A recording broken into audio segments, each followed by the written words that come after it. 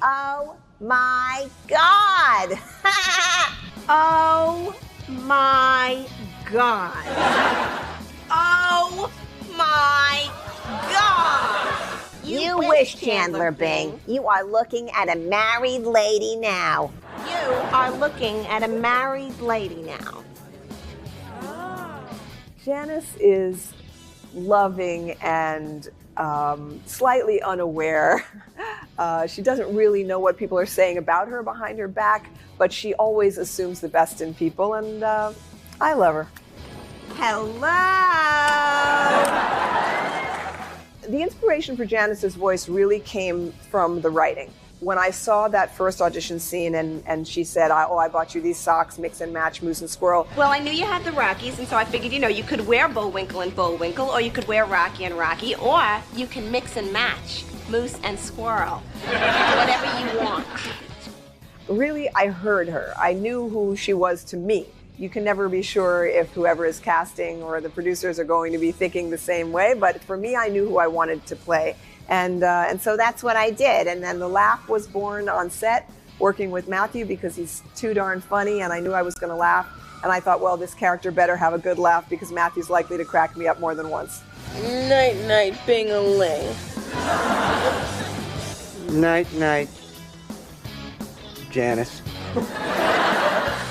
I loved everything about Chandler's relationship with Janice because it was great fodder for comedy. So, he didn't make Janice very happy. He was constantly disappointing her. But for me as an actor, I just absolutely loved opening the script when it came to my door and just finding out yet again, what were they going to do with Janice and Chandler? What was going to go wrong with them and what was going to go right with them?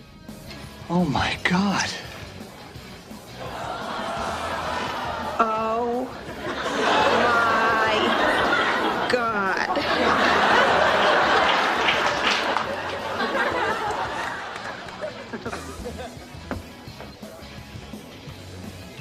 Oh my God. Working with Matthew was extraordinary. He's incredibly funny. His timing is amazing. He's very generous on set. He's just a wonderful actor to work with. And really, the entire cast of Friends is as wonderful as you imagine them to be. We had a great time working together, and everybody was incredibly welcoming to me. And it was just a great environment in which to make comedy. I have very wonderful, fond memories of playing this character, and I have many favorite moments. Having to say goodbye to Chandler in the airport, 15 Yemen Road, Yemen, writing his address down and knowing that I was going to write him where he actually wasn't going, that was a high moment. I'll write you every day. 15 Yemen Road, Yemen. I happen to love the Valentine's episode. Happy Valentine's Day. Where they get set up on a blind date at the restaurant, and she tells him that she's cut his head out of every picture that she has of the two of them, and he can use them as puppets in his theater of cruelty. By the way, Chandler, I cut you out of all my pictures, so if you want, I have a bag with just your heads. That's another big favorite moment. And of course, giving birth with Jennifer and with Rachel in the labor room. It's you. This is yours. What? Ah, look how nervous he gets. We haven't slept together in years. I get approached by fans fairly frequently because Friends is now, it already had an incredible fan base, and now there are kids watching it. Netflix, has brought Friends to so many more millions of people. So I get stopped all over the place by people of every age and every nationality.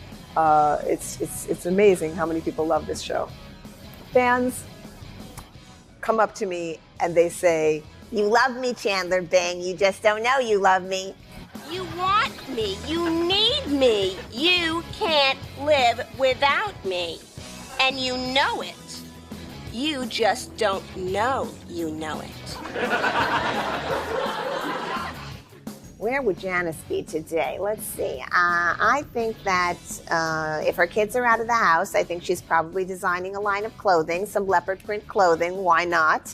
And, I think she's got a relationship advice blog, and that she's just giving a lot of wonderful advice. She had a lot of experiences, good and bad, and I think she's got lots to offer.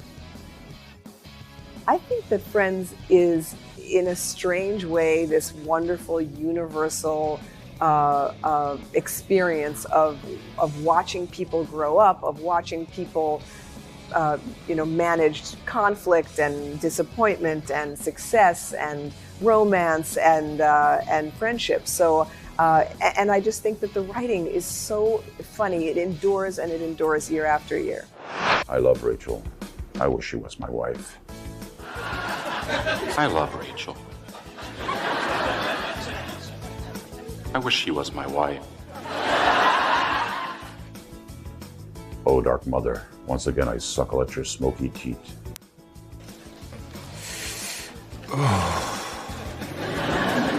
Oh, Dark Mother, once again I suckle at your smoky teat. How would I describe Gunther? I would say Gunther is a nice guy. He's a very shy guy, inexperienced in the ways of love, but a good soul, a good heart deep down for everyone except Ross. So I think my favorite Gunther moment would be the one where Gunther speaks Dutch, and he has a confrontation with Ross. Je spreekt Nederlands. Dat is te gek. Heb je familie daar? Yeah, we're done. Ezel. Ezel. And if you've seen the episode, Gunther calls Ross kind of a bad word in Dutch, and that made it onto through the censors at that time. And I'm surprised it stayed in, but I just love that scene that they established that Gunther actually spoke fluent Dutch. Another one of my favorite Gunther moments is when Phoebe was dating a gentleman who happened to be, shall we say, a little too much exposure. And Gunther is the only character who can say, hey buddy, this is a family place. Put the mouse back in the house. Hey, buddy. This is a family place. Put the mouse back in the house. I love that line. So there was an episode that I didn't quite get the joke at the time, but it made sense to me, once I got on the set, where Gunther doesn't know the difference between Chandler and Joey. Obviously, and this is like quite a few seasons in, and it's like, I thought you were Chandler. To Joey, of course. Hey, Gunther, have you seen Chandler? I thought you were Chandler. Fans don't really quote specific Gunther lines back to me, but I often had people saying, hey, Gunther, make me a coffee. And I'm like, hey, dude, Gunther was a character that I played, but I'll make you a coffee, just to be nice. Oh, the hair. Yeah, a lot of people think that was my natural color and still was, and think that this is all dyed to, cover up the other stuff. But the bleached hair was basically an accident, a very happy accident. The evening before I went on to the, for the first episode, filming as a background performer, a friend of mine wanted to practice on someone's head because they wanted to be a stylist. And I just volunteered my hair, and they bleached it. And I showed up with that for the first episode, and the executive producers liked the look. I was actually wearing this jacket. It was my own personal jacket, because I'm like, I had to have something that looks like a New York barista. So, and it's a TV show, it's a comedy. I said, well, this is kind of bright, and I have white hair, and they liked that look. And I had to bleach my hair about every 2 weeks for 10 years. Well, the best thing about working with the other actors on the show were that the chemistry between them and the professionalism was so just almost indescribable. The first episode that I walked on, first season, they seemed like they'd known each other for years. And they already had their characters so well developed for the pilot. And that's unheard of. And it was just a joy to go in every week. Never felt like I was going to work. It was more like going to kind of play with your friends. Favorite memories from the set? Probably the last episode, the last one, where Gunther got to profess his 10-year unrequited love to Rachel by saying that, you know, if you change your mind about Paris, you know, I'll still be here and I love you. Rachel? Yeah. I know you're leaving tonight, but I just have to tell you, I love you. And of course, Rachel does not love him in the same way, but I believe Gunther got some closure and he accepted that Rachel did love Gunther, appreciate him as a friend. So Gunther was not friend-zoned anymore, and that was a good thing. Where do I think Gunther would be now? Hopefully Gunther would own Central Perk, and he would have a probably much smaller apartment somewhere in the East Village or West Village than Monica did, and paying a whole lot more rent for it. But he'd be happy. Gunther would be very happy. It's hard to really fathom that it's been 25 years since the show started, and now it's multi-generational fans.